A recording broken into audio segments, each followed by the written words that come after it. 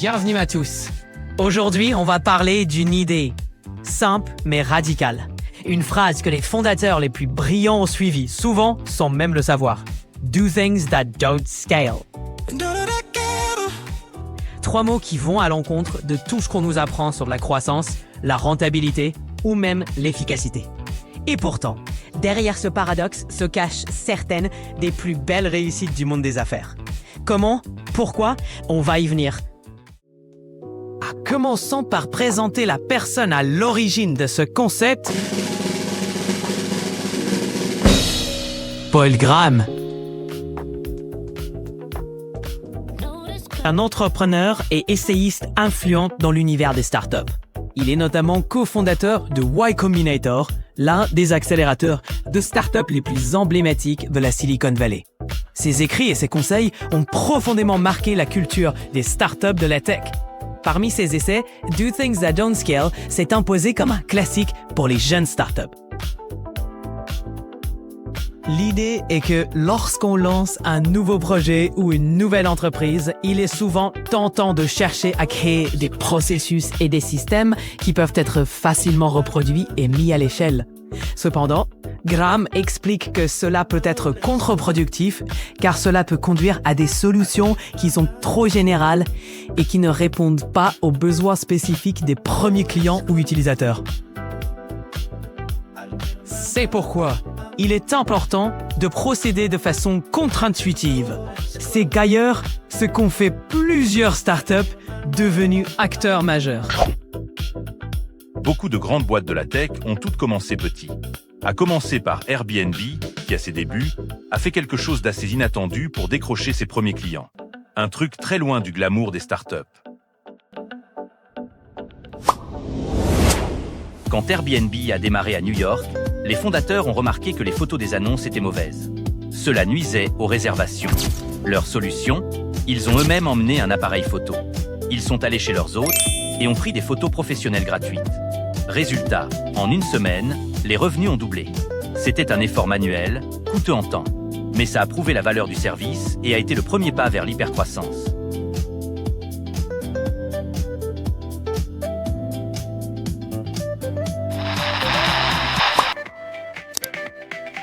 En 2025, plus de 15 ans après, Brian Chesky est revenu sur cet épisode au micro de Mathieu Stéphanie dans le podcast Génération Do It Yourself. And I remember us thinking, what if you could magically hit a button, a professional photographer would come to your house, photograph your home, and then we would upload the photos to your home. 24 hours. 24 hours. Boom. And we did this in 2009, but you know who the professional photographers were? My co-founder and I. Because we had 3 employees and we had like basically no budget. So when you knocked, we would knock on the door, they'd open the door and like, well, the professional photographer's here. Oh, but we're also the co-founder. And people are like, oh, wow, you're like a really small company.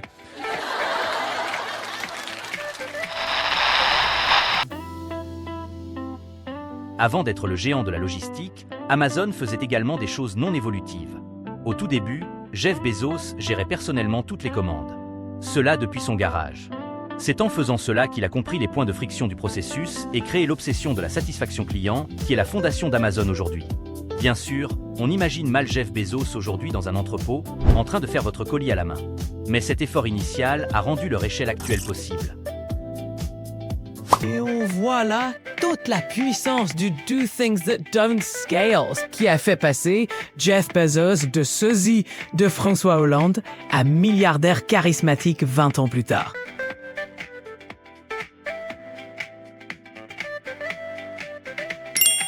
Et moins connue, la startup Wufoo, service de création de formulaires, a pris des mesures extraordinaires pour ravir ses premiers utilisateurs. Pendant très longtemps, les fondateurs de Wufoo envoyaient à chaque nouvel utilisateur une carte de remerciement écrite à la main. Oui, à la main. L'objectif n'était pas d'être efficace, mais de faire en sorte que l'inscription soit perçue comme l'un des meilleurs choix que l'utilisateur ait jamais fait. Un geste simple pour une fidélité maximale.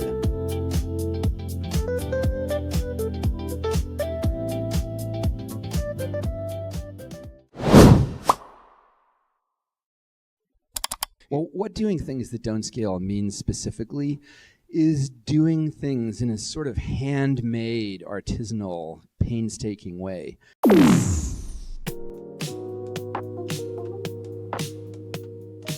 Quand on regarde les exemples d'entreprises qui ont appliqué le principe « do things that don't scale », on a l'impression que c'est une évidence. Bien sûr qu'il faut commencer petit, faire les choses manuellement, être proche des utilisateurs. Mais en réalité, ce n'est pas du tout intuitif. Pourquoi ? Parce que la promesse du scale est extrêmement séduisante. Dès qu'on démarre un projet, on rêve de croissance explosive, de milliers d'utilisateurs, d'automatisation, de productivité maximale. Et cette vision nous pousse souvent à vouloir sauter les étapes essentielles du démarrage.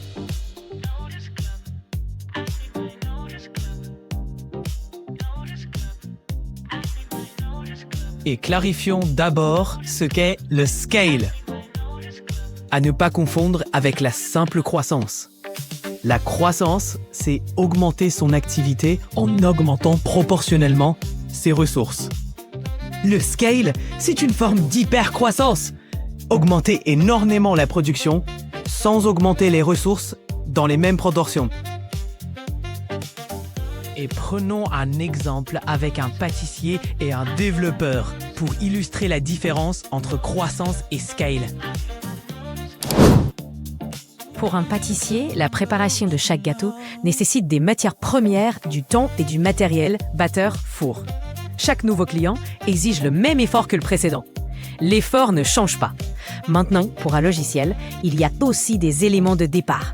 Le code, un cerveau pour la conception et une infrastructure cloud. Mais voilà la différence.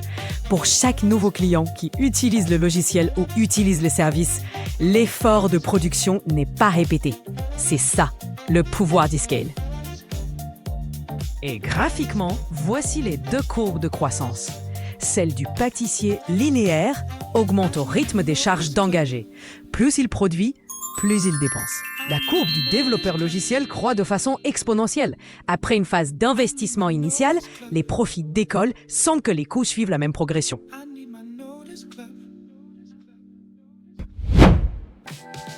Et quand on veut lancer son SaaS ou sa startup, on a tous en tête cette fameuse courbe de croissance exponentielle. La tentation est immense.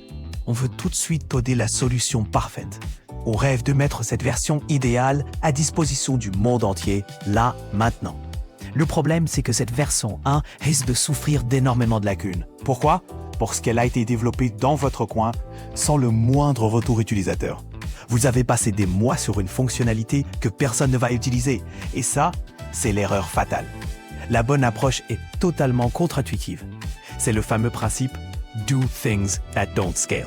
Et ce qu'il faut faire, c'est présenter une solution, même imparfaite, à un groupe très restreint d'utilisateurs. Écoutez le retour. Faites progresser votre produit péniblement au début, client par client.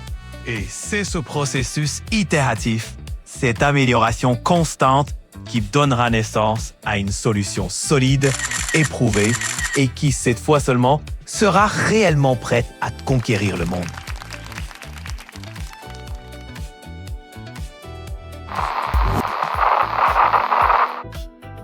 En résumé, Do Things That Don't Scale, c'est une philosophie avant d'être une méthode.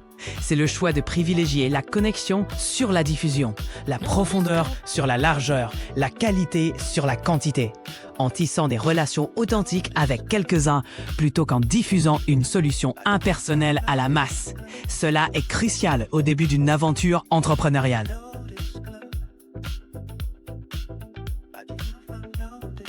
Pour approfondir le sujet, vous pouvez consulter notre dossier complet sur le site.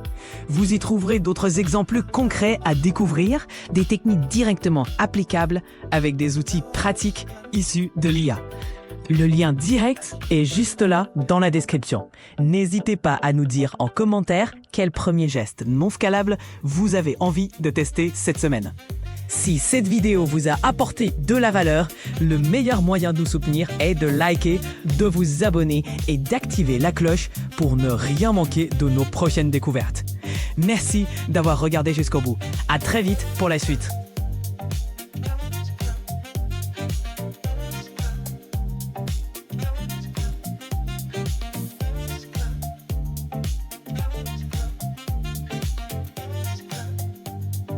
Abonne-toi, mets la cloche.